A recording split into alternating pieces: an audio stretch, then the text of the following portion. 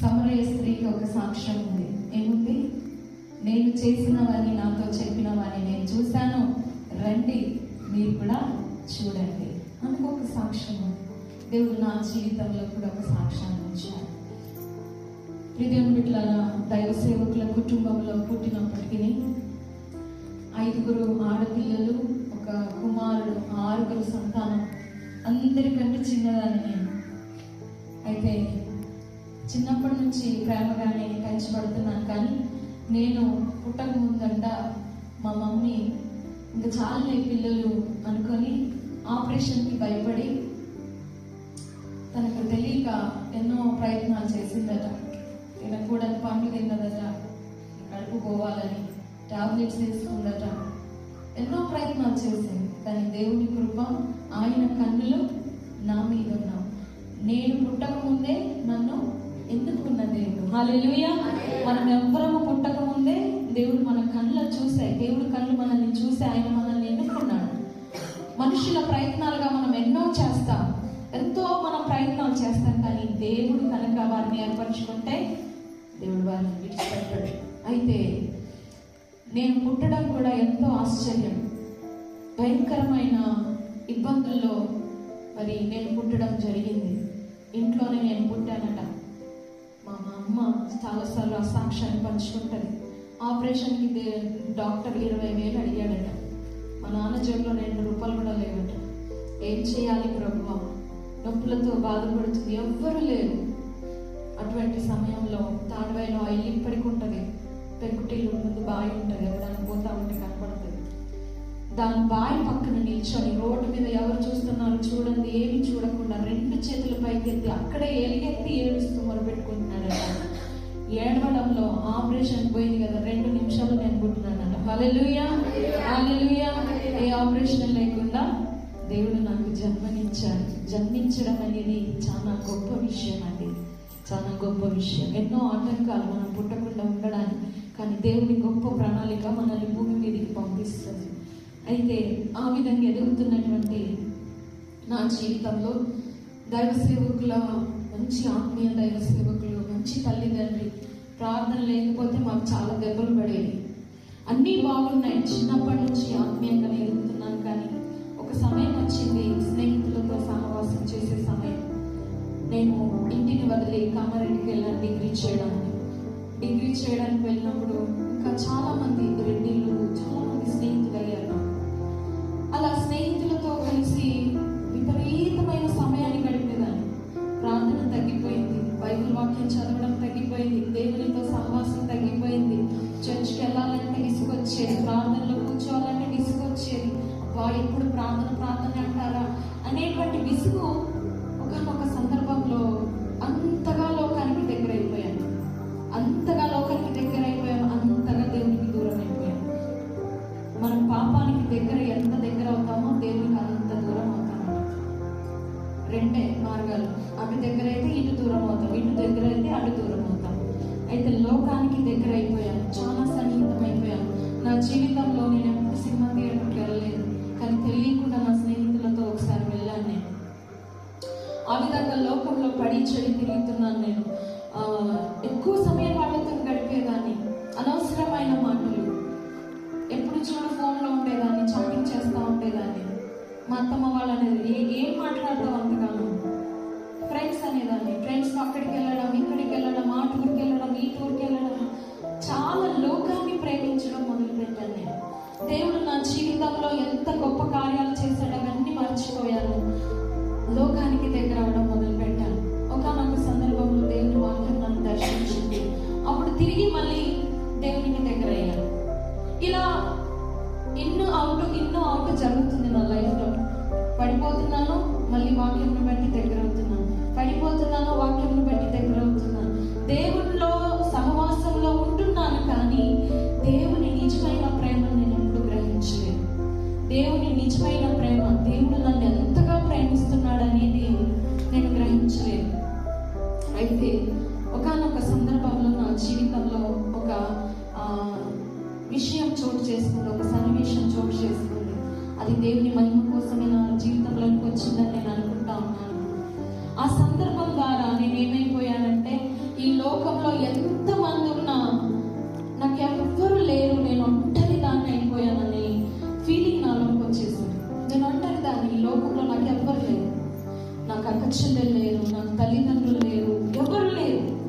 అందరూ ఉన్నారు నా చుట్టూ, కానీ ఎవ్వరు లేనటువంటి ఒంటరితనాన్ని నేను అనుభవిస్తున్నాను.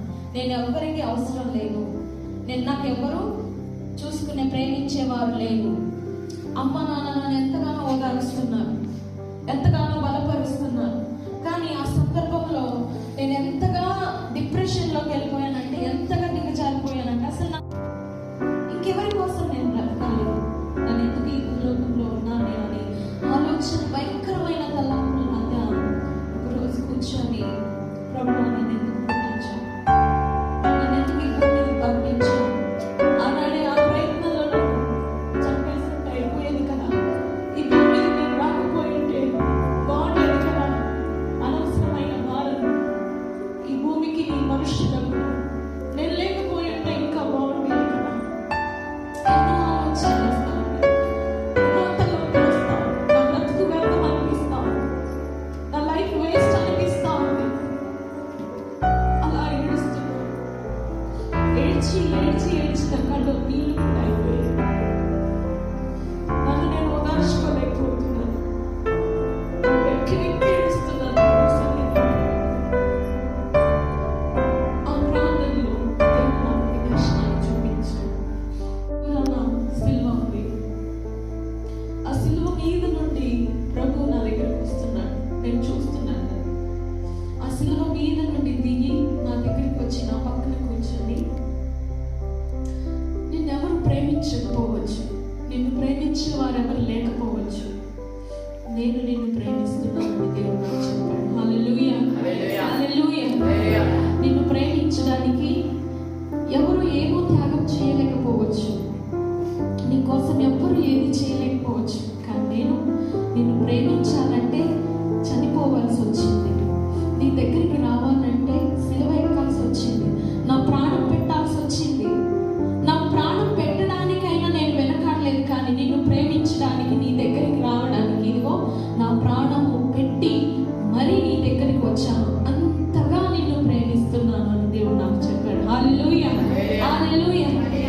నాకు అనిపించింది, నిజమే కదా, ఈ లోకంలో ఉన్న ప్రేమలన్నీ స్వార్థ ప్రేమలు. ఏ ప్రేమను చూసుకున్నా స్వార్థం ఉంటుంది, కొంచెమైన స్వార్థం ఉంటుంది. తల్లి ప్రేమలో కూడా స్వార్థం ఉంటుంది, తండ్రి ప్రేమలో కూడా స్వార్థమే ఉంటుంది, పిల్లల ప్రేమలో కూడా స్వార్థమే ఉంటుంది, అక్క చెల్లెల ప్రేమలో కూడా స్వార్థమే ఉంటుంది. ఈ లోకంలో చాలా మంది ప్రేమ అని చెప్పుకొని బ్రతుకుతున్నారు, ఆ ప్రేమల్లో కూడా స్వార్థమే ఉంటుంది. వాళ్ళకి ఏమి దొరకకపోతే వాళ్ళు ప్రేమించలేరండి. ఒకరి నుంచి ఒకరికి ఏం ఉపయోగం లేకపోతే ఎవరు ప్రేమించరు ఈ లోకంలో.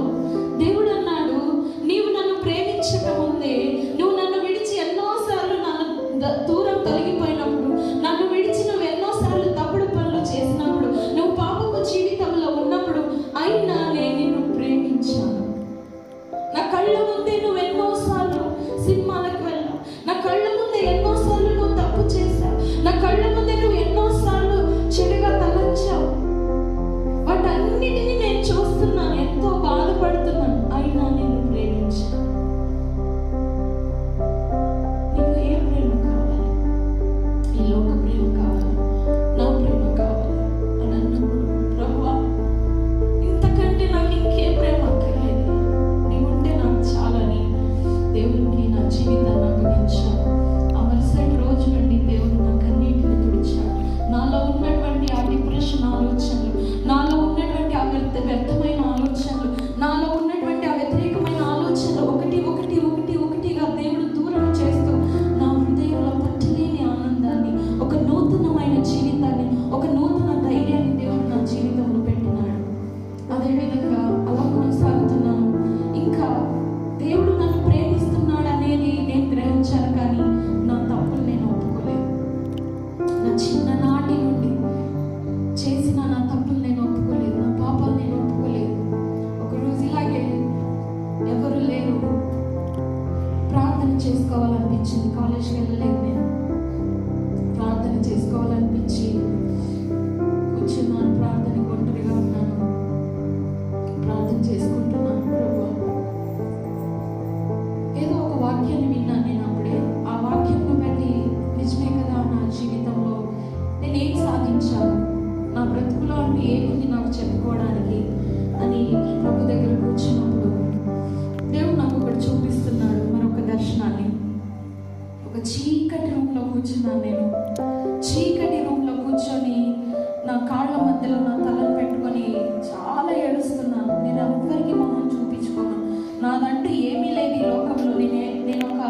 దౌర్భాగ్యురాల్ని, నేను ఒక వేస్ట్, నేను ఎవరికి ఉపయోగం లేని దాన్ని అనేటువంటి అవమానపు ఆ చీకటిలో నేను కూర్చొని బాగా ఏడుస్తున్నాను. నేను ఎవరికి నా మొహం చూపించుకోను. నేనేం సాధించాలని, నేను ఎందుకు చూపించుకోవాలి నా ముఖాన్ని అని ఆ విధంగా కూర్చున్నానట. ఒక వెలుగు నాకు దగ్గరగా వస్తుంది. ఒక వెలుగు నాకు దగ్గరగా వస్తే నాకు అర్థమైంది, వెలుగంటే దేవుడే, దేవుడే నాకు దగ్గరగా వస్తున్నాడు అనేది అర్థమైంది. కానీ నేను ముఖాన్ని చూపించట్లేదు. ప్రభువా, నీకైనా నేను చూపించలేదు. నేను పాపిని ప్రభువా. నా చిన్ననాటి నుండి నేను ఎన్ని తప్పులు చేశానో, నేను ఎన్ని దేవునికి వ్యతిరేకంగా ప్రవర్తించానో అన్ని గుర్తుకొస్తున్నాయి. ప్రభువా, నేను నిన్ను చూడలేను, నేను నిన్ను చూడలేను, నేను ఒక వేస్ట్ ఫెలోని, నేను ఎన్నో తప్పులు చేశాను ప్రభువా, నేను నీ ముఖాన్ని చూడలేనని అలాగే కూర్చుండిపోయాను నేను. అయితే దేవుడు నా దగ్గరికి వచ్చి నాకు ఏం చెప్పట్లేదు, ఏం మాట్లాడట్లేదు, వచ్చి నా మీద ఒక బట్ట లాంటిది కప్పాడు. బట్ట లాంటిది కప్పి, ఏంటిది ఏమో కప్పుతున్నాడు దేవుడు అని నేను చూసుకున్నాను. నేను చూసుకునేసరికి దాని మీద అన్ని రక్తపు గాయాలు ఉన్నాయి. ఏంటిది ఇలా ఉంది అనుకున్నాను.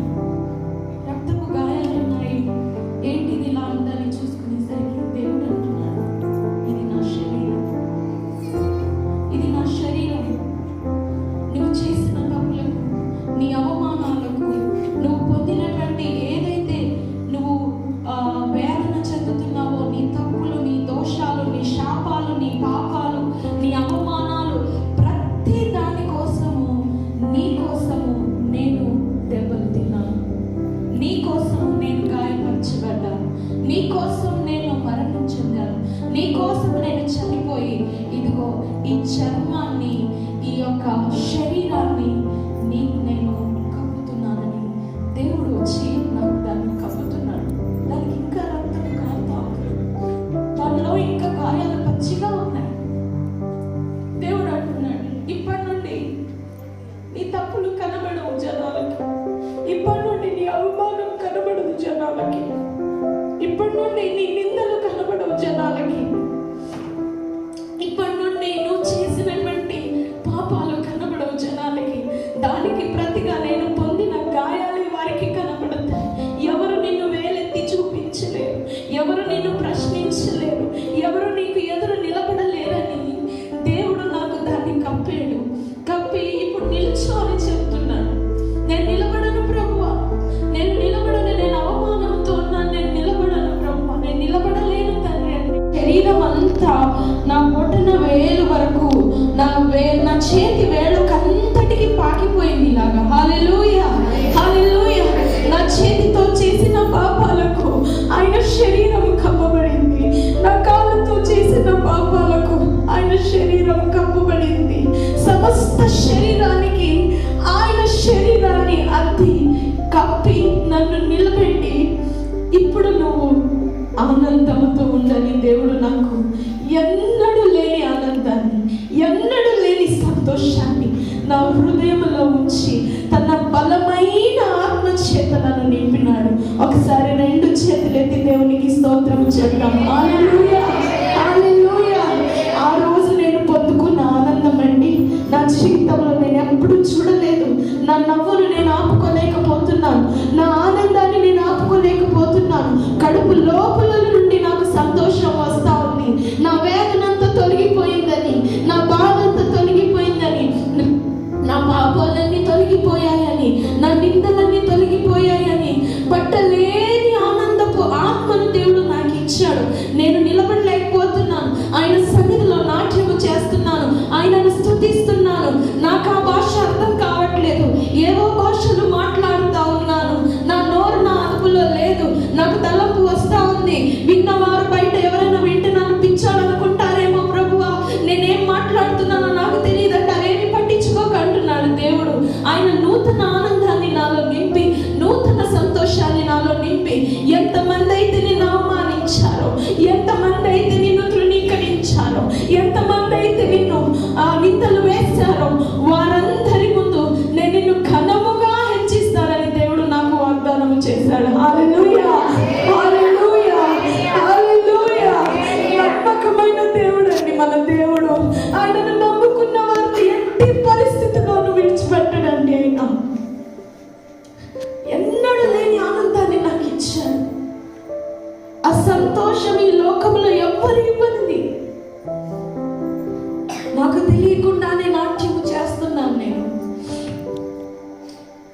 ఇంచుమించు 2 గంటల వరకు ఆ విధమైన ఆత్మ నడిపింపుతో దేవుడు నన్ను నడిపించి మరొక దర్శనాన్ని చూపిస్తా ఉన్నాడు. ఆయన శరీరం చేత కప్పబడి ఒక తెల్లని పట్టణంలో ఒక పెద్ద గేట్ ఉంది. ఆ గేట్ తెరవబడింది. అందులో అనేకులు వెళ్తున్నారు. వారందరి పైన దేవుని గాయాలతో కూడిన శరీరం కనబడతా ఉంది. వారందరి పైన ఆయన శరీరం కప్పబడింది. అందులో నేను కూడా వెళ్తున్నాను. హల్లెలూయా, హల్లెలూయా. దేవుడు తన పరలోకాన్ని నాకు శాంక్షన్ చేసి ఇచ్చేశాడు. హల్లెలూయా, హల్లెలూయా. నాకు పరలోకంలో స్థానం ఇచ్చినాడని ఆ రోజు దేవుడు నాకు దర్శనం ద్వారా చూపించాడు. అంతకంటే భాగ్యం ఇంకేం కావాలి? ఈ లోకంలో మన పిల్లలకు మనం ఆస్తులు ఇస్తామేమో, చదువులు ఇస్తామేమో, భూములు పోరాడిస్తామేమో, రక్షణ ఇవ్వలేదనుకో, నువ్వు ఎన్ని ఇచ్చినా వ్యర్థమే. పరలోక రాజ్యానికి ఆయనకి నడిపించలేదనుకో, మనం ఎన్ని చేసినా దేవుడు పెట్టారా? దేవుడు నన్ను ఆ విధముగా తన రక్షణలోనికి నడిపించుకొని నన్ను తనకు బదులుగా, నా బదులుగా తాను కనబడి, నా బదులుగా తాను గాయాలు పొంది నన్ను తప్పించి, నన్ను రక్షించి, ఆయన హింసపడి నన్ను ప్రేమించి తన ఆనందాన్ని నాకు ఇచ్చి ఆయన రక్షణను నాకు ఇచ్చాడు. హల్లెలూయా. అది మొదలు నేనెన్నడూ భ్రమపడలేదు, నేనెన్నడూ డిప్రెషన్ కలగలేదు. అది మొదలు దేవుడు నా దగ్గరికి జనాలను పంపిస్తా ఉన్నాడు.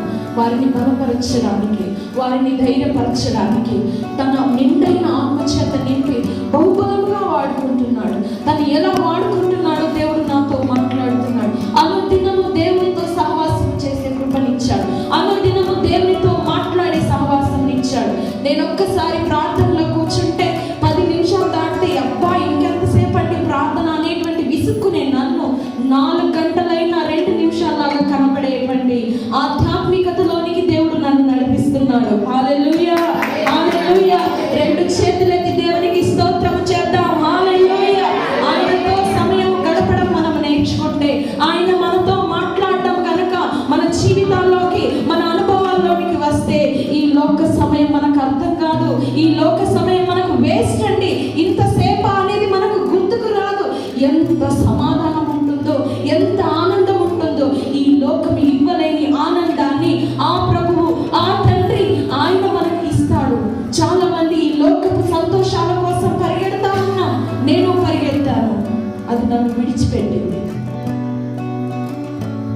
కానీ దేవుడు అందరూ విడిచిపెడితే నేను నా దగ్గరికి వచ్చాను. హల్లెలూయా, హల్లెలూయా. దేవుని బిడ్డలారా, యవ్వన బిడ్డలు ఇక్కడ ఉన్నారు, చాలా మంది ఉన్నారు. మీరు దేవునితో ఏ విధమైన సహవాసాన్ని కలిగి ఉన్నారో నాకు తెలియదు. మీరు ఈ లోకాన్ని నమ్ముకుంటున్నారేమో, లోక స్నేహాన్ని నమ్ముకుంటున్నారేమో, లోక సంతోషాన్ని నమ్ముకుంటున్నారేమో.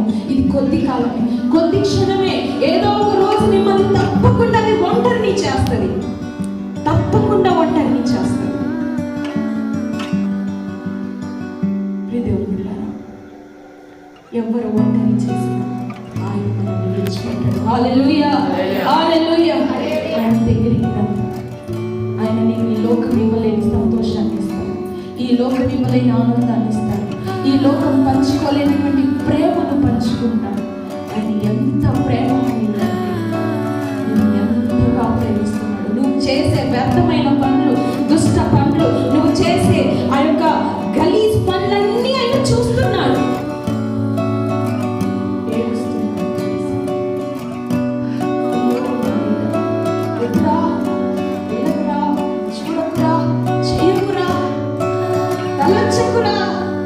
ఏడుస్తున్నాడు.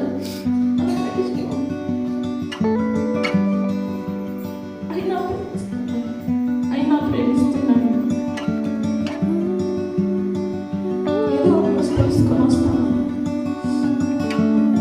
ఈ రాత్రి కావచ్చు, జీవితం ఎప్పుడు నడుస్తున్నాను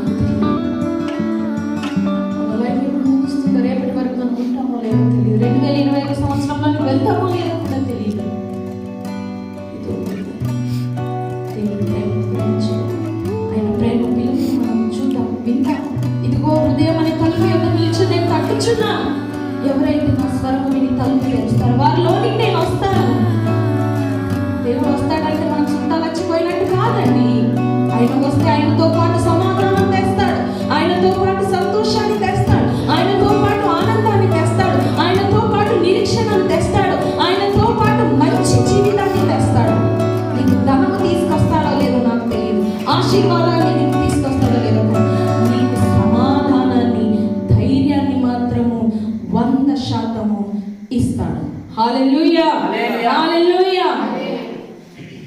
ఈ చిన్న సాక్ష్యము దేవుడు మన వినికిడిలో దీవించి ఆశీర్వదించును గాక. ఆమేన్.